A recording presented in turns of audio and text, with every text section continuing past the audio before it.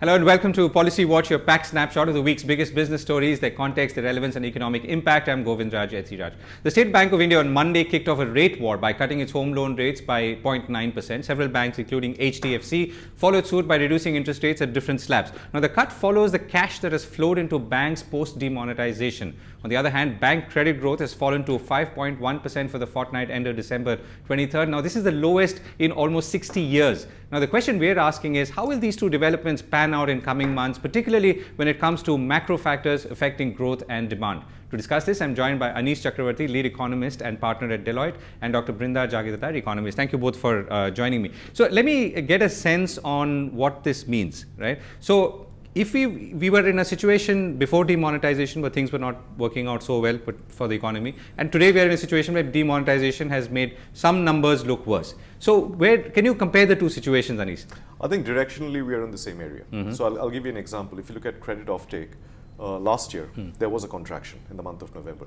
This year we have a contraction as well, and the contraction has sort of increased.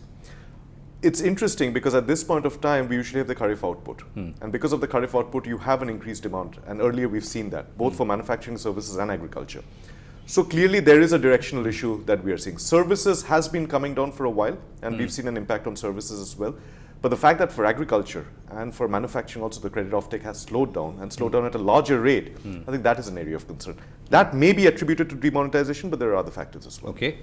Do you concur broadly, Brinda? No, I would say that the impact of demonetization is very clear in the data which RBI has just put out, because credit to industry has actually contracted, while personal loans have continued to grow, agriculture has continued to grow. And this was not the case earlier. Earlier it was all moving. No, the point is that this has been the case even earlier, because if you take the full year data 2015-16 and compare it with the full year data 2014-15, you find public sector banks, their credit growth was only about 2% plus, as against 7% a year ago. And the most of the credit and retail credit has been growing in double digit. So the whole problem is actually concentrated in a segment, and that is largely to do with industry. But industrial growth has been slowing over a period. For the last 1 year, for example, the capital goods. So therefore, it need not be triggered by demonetization, as maybe have been suggested. Okay, let's address a slightly more conceptual question now. So the State Bank and maybe other banks have cut interest rates seemingly because cash has come into to their accounts thanks to the government's diktat to deposit all notes. Now, how does that work? Can you explain to us? Now, clearly, what RBI couldn't do in the last 2 years, this one measure has forced banks to do it, because they have flush with liquidity. They have so much funds that have come in. Now this has to be lent out. If industry is not borrowing, because remember, it's not just demonetization. Industry also has access to the capital market, the corporate bond market, which has grown in recent months, in recent years. So because of this, banks need to find avenues to lend. In the absence of credit growth coming down, banks' interest incomes have also shrunk. And because of NPAs and higher provisioning, their NIMs have taken, the net interest margins have taken a huge hit. Bank profitability has really come down, except for except for private sector banks and foreign banks. The rest, public sector banks have been actually making losses. So now they have to look for avenues to lend, not just lend, but look for avenues to lend. And here is where retail has been growing very robustly. Right. Okay. So, Anish, a lot of the money that was demonetized has actually come back into the system, and bellying expectations that a lot would not come back. So, assuming we are going to be almost at 99%, going by reports, as of now it's not confirmed, or very close to 100%, what is the impact of that going to be downward on whether it's interest rates, the bank's ability to hold cash and lend onwards? So my view, and this is purely my view, is that 99% itself is a suspect area, because I think there is some math which is not adding up in my mind, and that needs to be verified. So let's say 90%. So putting that aside for a second, what this effectively means, and I largely agree with Brinda, is today cash, if you look at cash, cash is wealth. And wealth needs to earn income. If cash is sitting in the bank and nothing's happening with it, then no one's earning. So you have to make the interest policy attractive for credit offtake to take place. Now, clearly we're at a situation where consumption has come down, and that consumption is having an impact on demand for credit offtake. So banks have to make credit offtake more attractive, and that's the reason I think we will have an impact on interest rates at this point. So there is largely a speculation whether the February rate cut will happen or not. My firm view is it will, simply because the transmission already has happened at the base level. Unless we make that more attractive, the cash is never going to get out of the system. Right. So what could it go to? I mean, this is obviously some sort of crystal ball gazing, but let's say we had about 7% 12 years ago. Could we go back to those levels? And considering that they've got 2 or 3 pushes happening now, the RBI itself may be cutting further. We've got all this liquidity sloshing around in the banks. I think one thing we have to recognize is it's not purely dependent on demonetization and the Indian economy. Right. There are a lot of global headwinds at this point of time. Right. And as we've been discussing here, I mean, that's going to be a predominant Right. So I'm going to driver, state 4, which I think are really going to have an impact. One is clearly crude. Crude's at 53 today. Crude is growing up, and the commodity prices do have an impact. Second is food prices. We have to remember this is a good year purely because of agricultural produce being so high.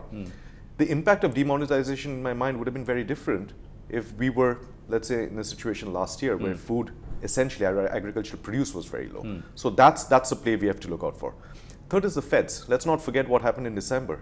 And there is a speculation again that the Feds may raise, and they've announced the sort of timetable in any case. Correct. And that is going to have an impact from a capital outflow perspective. So all these things taken together, I think, will dictate where the RBI heads from an interest rate perspective. So I wouldn't really put this down purely to the fact that we are flush with funds, therefore we have to do it. There's a lot of other play. Right. Okay. Well. And we've got a budget coming up in a few weeks now. So if that, I mean, are you expecting anything, or more likely, what would you think could come in the budget, which could be the fiscal accompaniment to the monetary actions that we've seen? No. Monetary or the transmission of monetary actions. I would agree that there are a lot of global factors which we need to look at.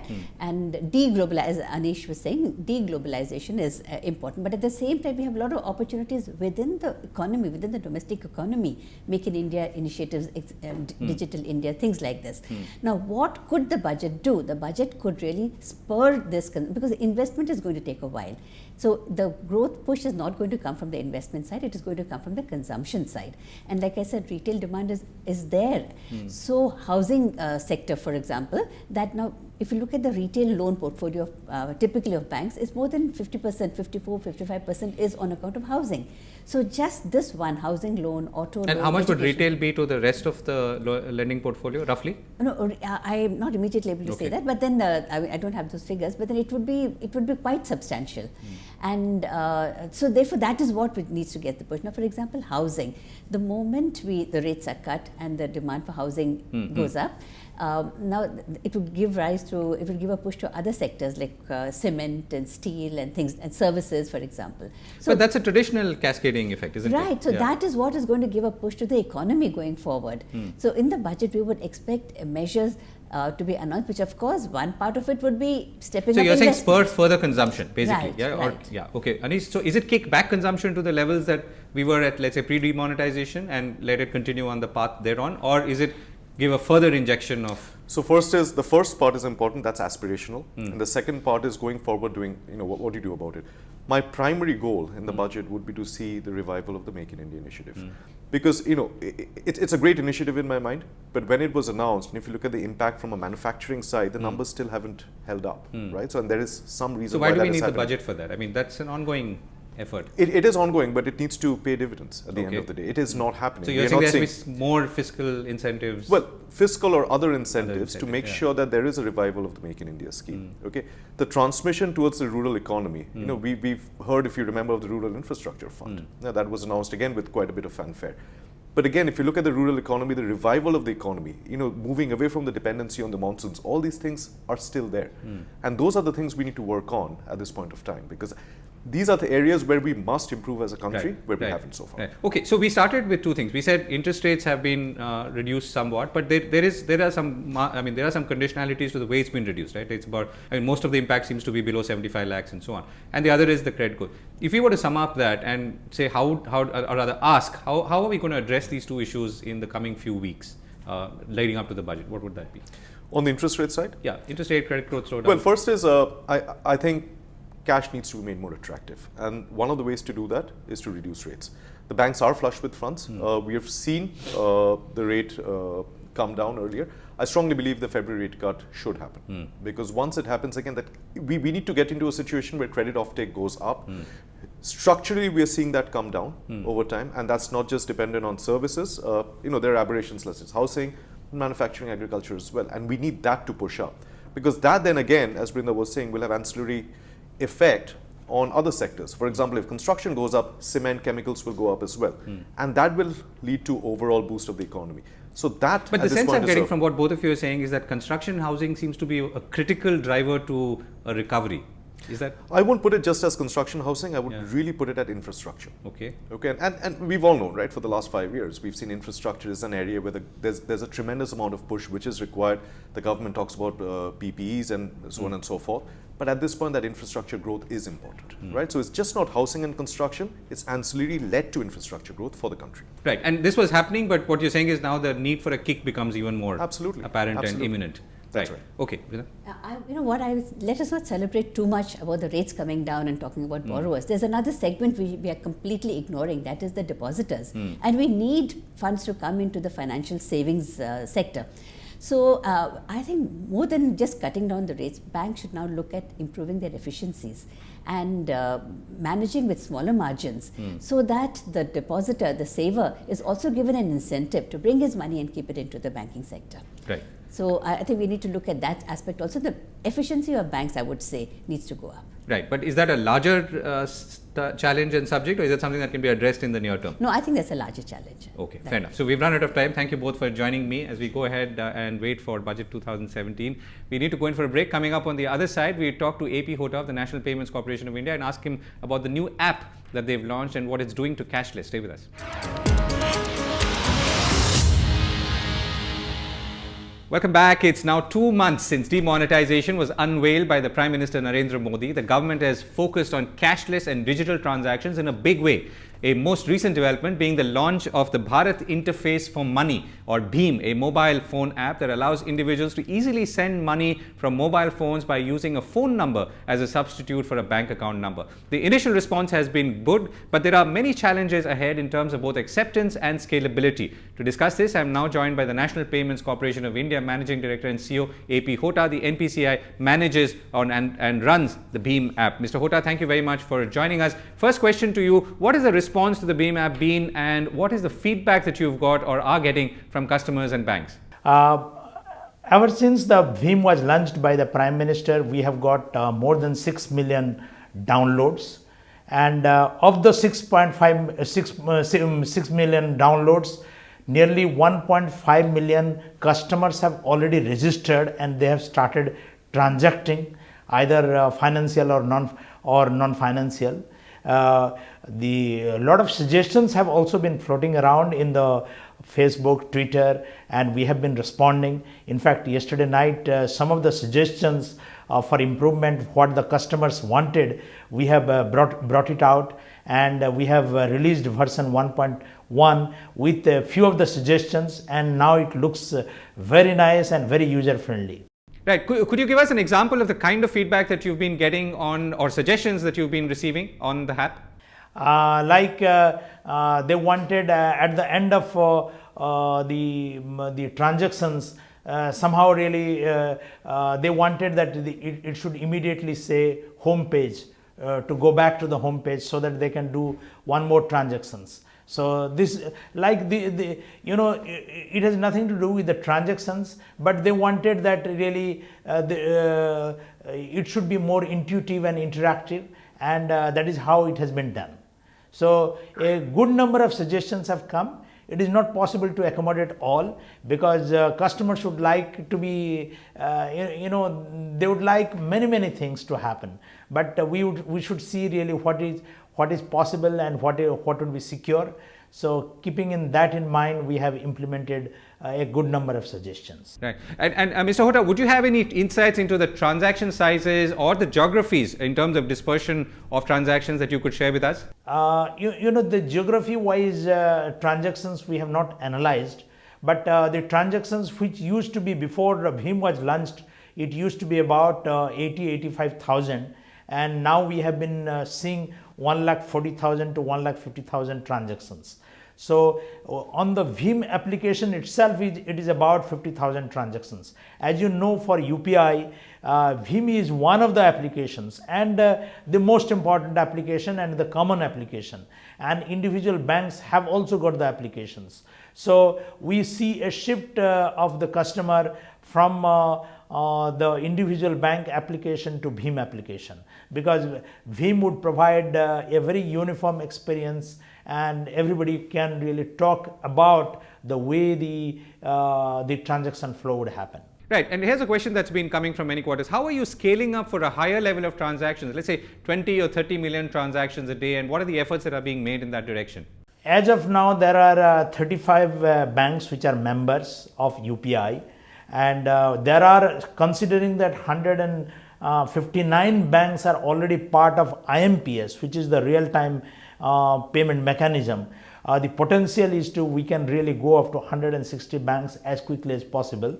So we are trying to really enroll them as quickly as possible so that they are part of the UPI.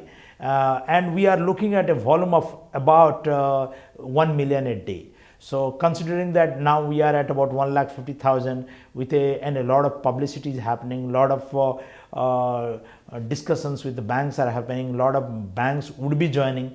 So 1 million a day would be a reasonable thing to expect in about a 6 months' time. Right. And are you seeing banks and other players being participative and collaborative in this journey? They are collaborating, they are really quite supportive, but a fact remains that for mobile-based payment revolution to come in the country, obviously, what is required is that banks, their mobile number should be linked with the bank account. Then only they can participate in the UPI either on the smartphone, download on the Bhim, or on the feature phone. What is very interesting is the feature phone based transactions are also growing. Now on the feature phone itself also the UPI experience is available. From an ordinary phone, one can do *99# and get all the services of UPI like immediate send, immediate collect, saving the regular beneficiaries, and later on just choosing the beneficiary number instead of really typing out the beneficiary details. So banks are collaborating in a big way, but I would really, the one thing that collaboration or the support that we may require from the banks is how to ensure that bulk of their customers, their mobile number is linked with the bank account. So that is what is required. And the reason many people are downloading the app and not leading to activation is because the mobile number itself is not linked. The pre-requirement is the mobile number is linked with the bank account. So what I envisage is in the next few days time, the customers will have to go to the branch and really register the mobile number. For that process has to be in a channel other than mobile, because linking the mobile number with the bank account has to be with a channel other than mobile. Right. I'm going to ask you about the overall cashless experiment and the UPI in a bit. But before that, the Prime Minister in his address on December 31st also talked about integrating the RuPay card, which is run by the NPCI, with the Kisan credit card. Could you tell us how this effort and this whole effort is progressing? The credit card, Kisan credit card, is a concept which is there for quite a long time. But what is now on a mission mode is being taken up is each Kisan card holder would have a RuPay card with them, so that they can really withdraw the cash at the point they would like. In the conventional scenario, they will have to go to the branch, fill in a slip and really draw the cash. Now in a cashless manner they can transact. And what is very interesting is that all the fertilizer shops, a very vigorous efforts are being taken to make them POS enabled. So if the fertilizer shops or agri input shops have got the acceptance device, and the farmers have got the RuPay card. They can go in a cashless manner, they can transact. They don't have to withdraw cash and go to the fertilizer shop or any agri-input shop for buying the seeds and everything. So that is in 3 months' time, the NABARD is monitoring this thing. NPCI is also working with NABARD to see to it that in 3 months' time, all the Kisan card holders, which are in a passbook type of Kisan card holders, they get a RuPay card. Right. So, Mr. Hota, now, we've been talking about the United Payments Interface, how the BHIM app actually helps take that forward. Now, if you were to look back at the whole cashless journey in the last 60 days, where would you think we've achieved, or rather, what do you think we've achieved? Where have we reached, and where would we be in a quarter from now, let's say in March? During the last 60 days, the volume of digital transactions have grown 3, 4, even 10 times in some of the digital payment products. But we should appreciate that the country's transaction, almost 85% transactions used to be in cash. I would say that if by March, if from 85%, if the digital means 15% used to be only digital. If the digital transactions come to about 50 to 60% in 6 months' time, that itself would be a significant progress. The country is very big. The transactions are also, significant. The infrastructure has to be built, acceptance infrastructure. The country has only 1.5 million terminals. Now there is a plan to really get 1 million terminals in a matter of 3 months. So the Aadhaar based POS terminals are also coming up, another 1 million. So with 2 million more acceptance devices coming, the digital payment infrastructure would get a push. So I feel from 15% digital payments as of now, if it goes to 50 to 60% in 6 months' time, that itself would be a big step forward. And making it totally less cash or cashless, it is a dream, it is possible, but very significant efforts would have to be taken. And first and foremost being the building the acceptance infrastructure, which is in progress right now. Right, Mr. Hota, we've run out of time. Thank you so much for joining us. That's all we have time for on Policy Watch this week. We'll be back next week, same time. Thanks for watching.